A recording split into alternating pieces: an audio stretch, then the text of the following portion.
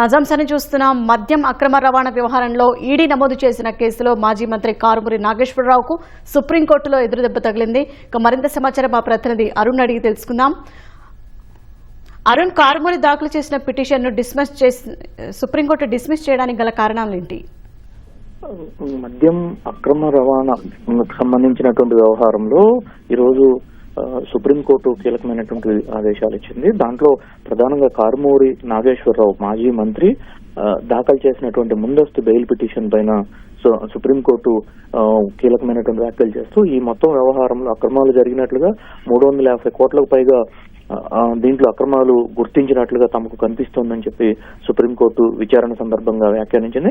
Case విచారించినటువంటి CJI justice Surya Kant ధర్మాసనం ప్రధానమైనటువంటి అంశాల్లో ఈ కేసులో 350 కోట్లకు పైగా అక్రమాలు ఉన్నట్లుగా కనిపిస్తున్నాయి.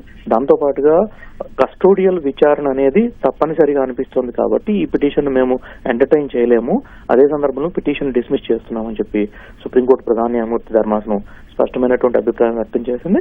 ఈ కేసుకు సంబంధించి ఈడీ దాఖలు చేసినటువంటి కేసులో తమను దర్యాప్తుకు పిలుస్తున్నారు, కానీ ముందస్తు తమను అరెస్ట్ చేసి ఇబ్బందులు పెట్టడానికి రాజకీయపరమైనటువంటి కారణాలు ఇతరత్ర అంశాలు చోటు చేసుకున్నాయని చెప్పినటువంటి అంశాలన్నింటినీ సుప్రీంకోర్టు పరిగణలోకి తీసుకోలేదు. ఈ మొత్తం వ్యవహారంలో కస్టోడియల్ దర్యాప్తు అవసరం కాబట్టి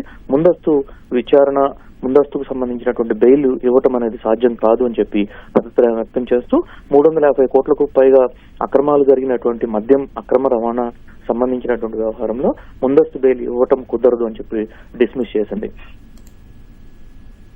ధన్యవాదాలు అరుణ్.